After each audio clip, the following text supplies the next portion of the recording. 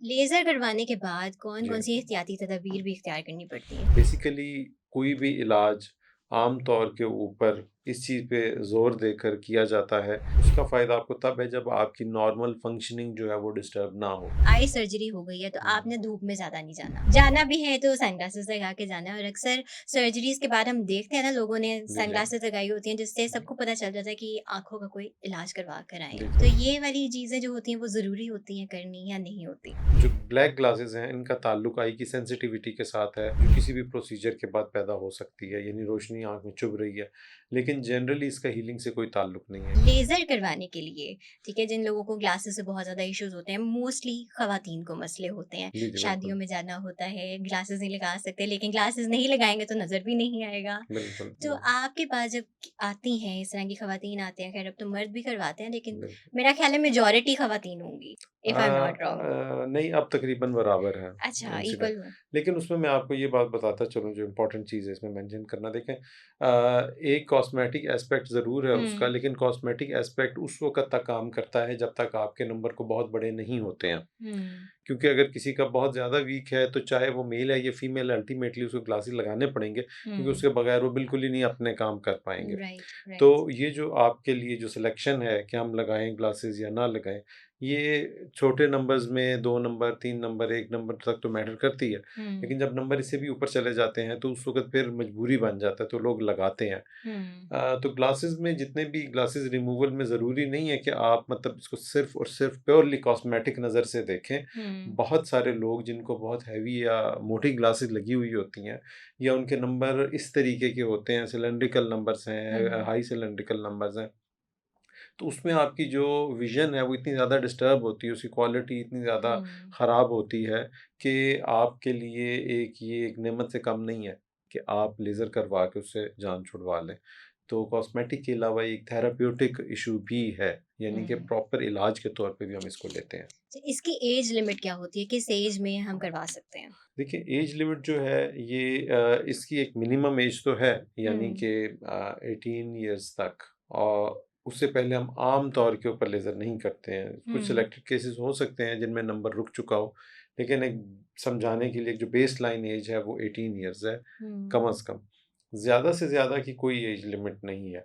उसकी ओके। एक जो मेजर शर्त है वो यही है कि आप जो जो चेकलिस्ट है, ये जो चीज़ें हम देखते हैं कि लेज़र के लिए आप फिट हैं या नहीं हैं, हुँ, वो चीज़ें कंप्लीट होनी चाहिए। अगर वो राइट। कंप्लीट है, तो आप कभी भी लेज़र करवा सकते हैं। आई हेल्दी है, हुँ, आँख में कमोतिया या पर्दे का कोई प्रॉब्लम नहीं है, आप शुगर की वजह से आँख डैमेज नहीं हुई है हुँ। या किसी भी और तरीके का नुकसान नहीं है आँख के अंदर, तो you are good to go, आप लेज़र करवा सकते हैं।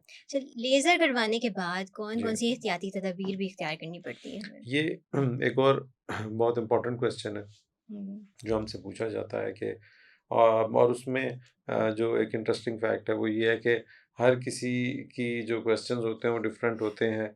जिसका कंप्यूटर का काम है उसने ये सुना होता है कि कंप्यूटर के बाद लेज़र जो है वो इफ़ेक्टिव नहीं रहती है। हुँ, फीमेल्स जो है उनका ये ख़्याल होता है कि शायद हम किचन में जाएँगी तो ख़राब हो जाएगी, ऐसा कुछ भी नहीं है।